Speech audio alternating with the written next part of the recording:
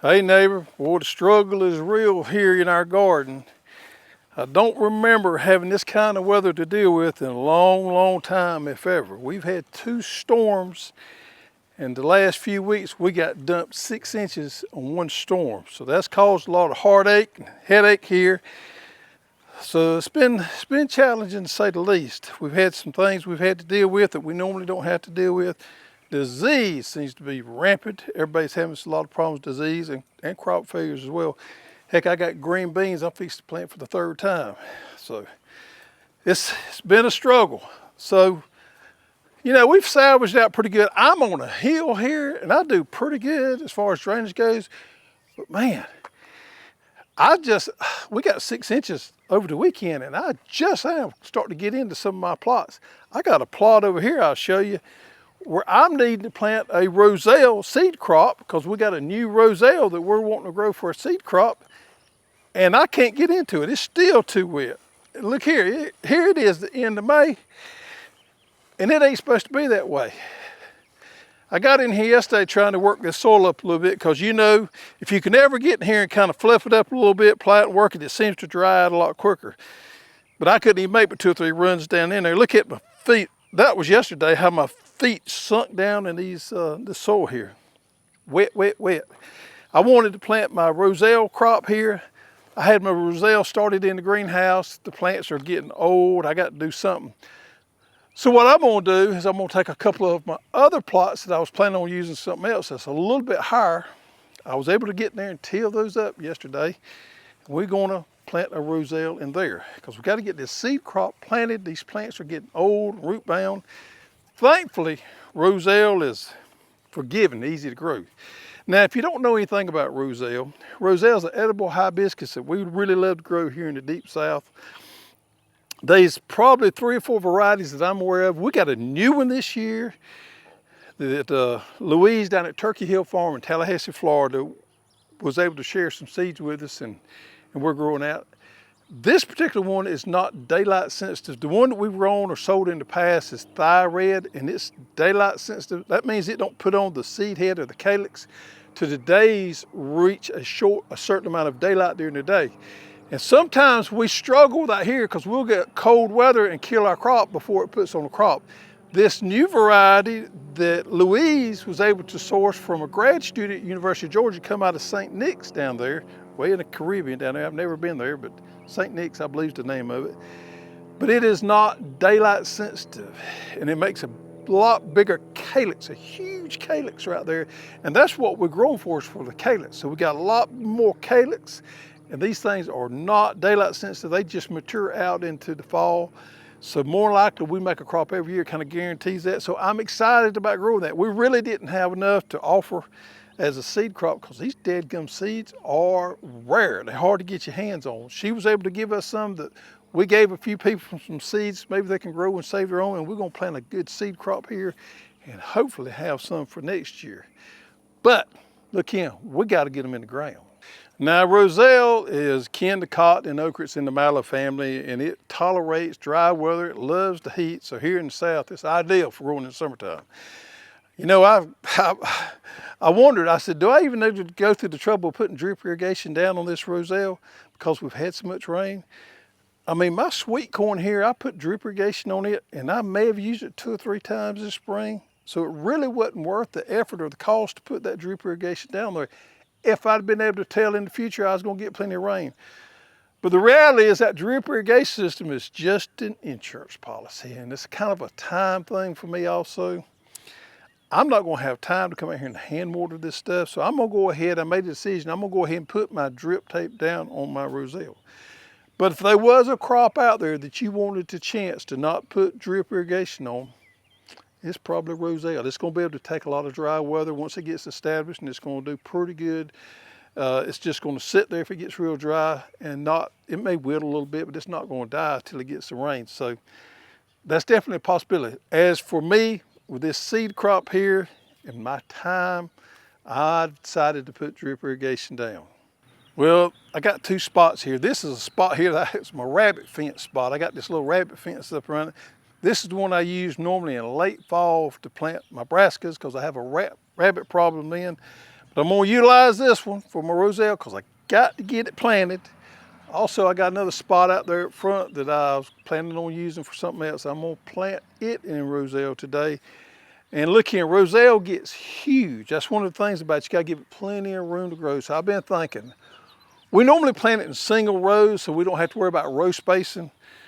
But I think I'm gonna do about 6 foot row spacing in between the rows. I'm not sure that's gonna be enough, but we need to utilize our spots as much as we can to grow as much Roselle as possible. Well, I normally do all my gardening myself, and today I'm gonna cheat a little bit. If I get backed up into a corner, I got a guy in the office in here, Lewis, that helps me somewhat. Lewis has been with us about 3 years, and Lewis is always willing to help out. So I'm gonna see if he's willing to help us some today, get this drip irrigation, this Roselle planted. Hey Lewis, can you help us out here a little bit? Lewis is pretty familiar with drip tape. He's gonna help us. He's my drip tape man, helps me putting it in there. Show me your muscle, Lewis. Sure.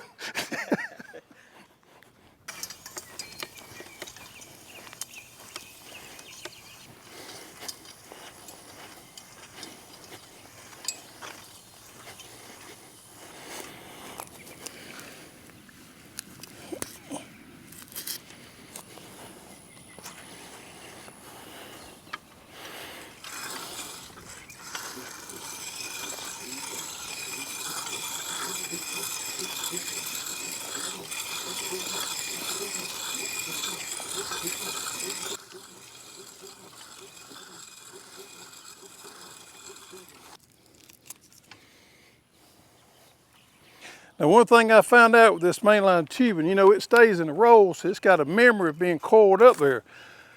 If you got some good sunlight, if it's a good sunshiny day, this stuff will get a little warm and it will straighten out a little easier. On an overcast day, it takes a little bit longer. What I found is these sod staples work really good for laying it out and getting it straight. You just kind of stick it down in there. When I get through putting it in, I'll just come back and clip that off and put my figure 8 on the end of it, and I'll use another one to stick it back in place. Another thing, folks, is right here. These Klein, you pick these up at Home Depot or Lowe's, Klein scissors. I believe these are lineman scissors. These things are ideal for cutting drip tape and tubing because they cut it straight. All right, so I like to reuse these filter regulator combos. Man, you could use these things for years. This is part of the components here you probably won't ever have to buy again. Now, every time I get ready to reuse one, what I do is take the filter out and I wash these filters out. See how it's got rust in there? It'll get some trash in there. So I'm using it for a new system. I'm going to clean it out. Make sure all my dirt's washed off there. Make sure I got a water hose filter, not filter, water hose washer in my, where I hook it up to the water hose there. Now, a little trick I have learned about washing these filters out is use some dishwashing detergent, something like Dawn or whatever. It kind of breaks that stuff up so it washes out easier. Take your hand and run down in there. Now, we sell these things as replacements, and if you ever mess one up or if you want to keep an extra one on hand, it's not a bad idea. But I normally just kind of keep mine washed up. Takes just a minute. Wash all that soap out there. Now, you ain't gonna get it clean like a brand new one, but you're gonna get it pretty daggum clean.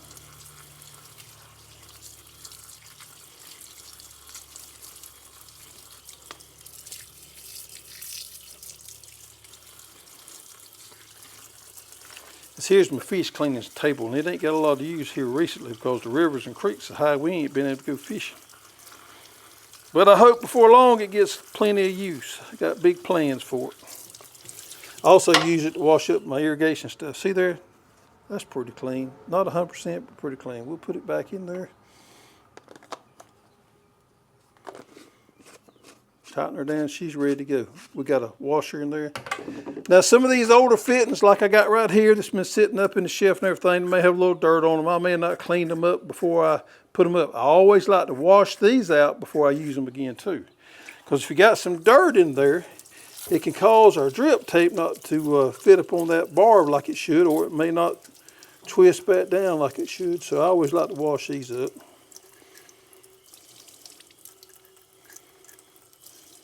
All right, so I got it stretched out there. It's time for me to cut my put my filter regulator combo in. Now these fit on there pretty easy. Let me back it off. Back that nut off, slide it on there, and then twist it back down, just like that right there. Very seldom do we have these things leak or have a failure with them.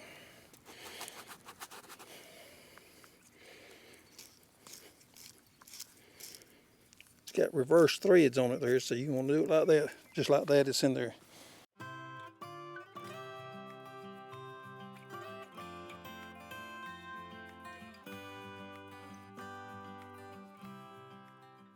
Yeah, now it's time to hook the water up. Now look in, folks. This little plastic piece here is what we call a swivel. That thing swivels so you can put your water hose on there, but you got to get it tight or it will leak.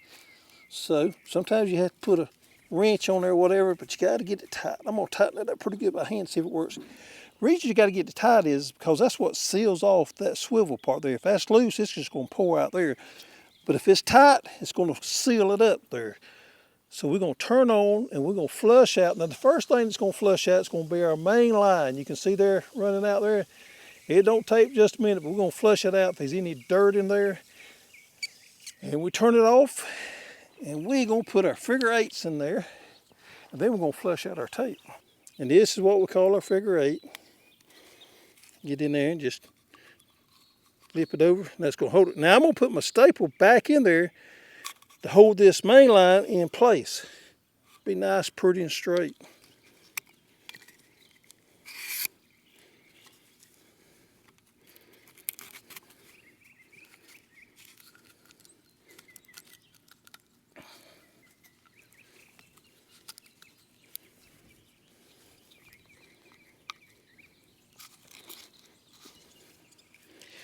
Now we're gonna flush out our tape. Same thing, don't take just a second. We ain't got but 2 lines, so they're gonna flush out pretty quick.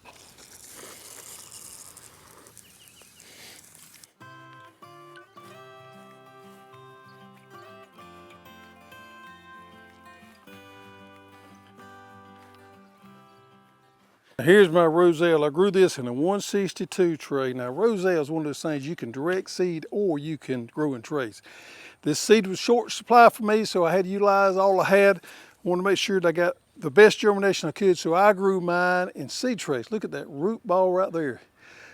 Now these things should have been planted about 2 weeks ago. You can tell my plants are getting a little old there. See the yellowing in there? I've been letting them harden off a little bit, but weather just did not cooperate. That's a little bit more root ball than I like there. But as I said earlier, these Roselle is resilient, so they're gonna be okay. Now, that looks like we're wasting a lot of space out here. We got 6 foot spacing in between those Roselle. We're not getting but 2 rows in. But neighbor, I'm gonna tell you, these things gonna get huge. So we gotta have enough room to get in there, and to harvest them when they get ready, we gotta give them enough room to grow. Now I'm gonna plant these on 2 foot in row spacing. You could probably go more than that. I got plenty of plants. I can come back and thin out if I need to. I think 2 foot's gonna be pretty close to what I want to do there. This Roselle, being in the mallow family, you know, we have a problem here in the south with cotton getting too big, and our Roselle will get too big on us sometimes too. On the cotton, if they have a lot of rain or one of those wet years, they'll use a plant growth regulator to keep that cotton bush smaller so it puts on more fruit.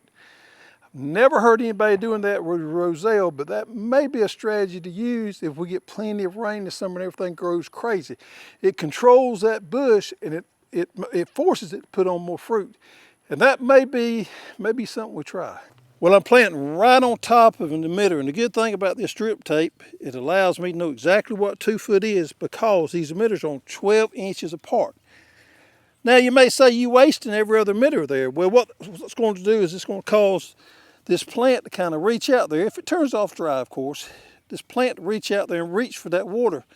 So it's actually going to be a benefit to have that water away from the base of the plant because it's going to feed it out there and encourage that plant to have a bigger, more vast root area. Well, we got this area here pretty much planted. We're going to do our other spot. It's about the same size. We're going to do it the exact same way.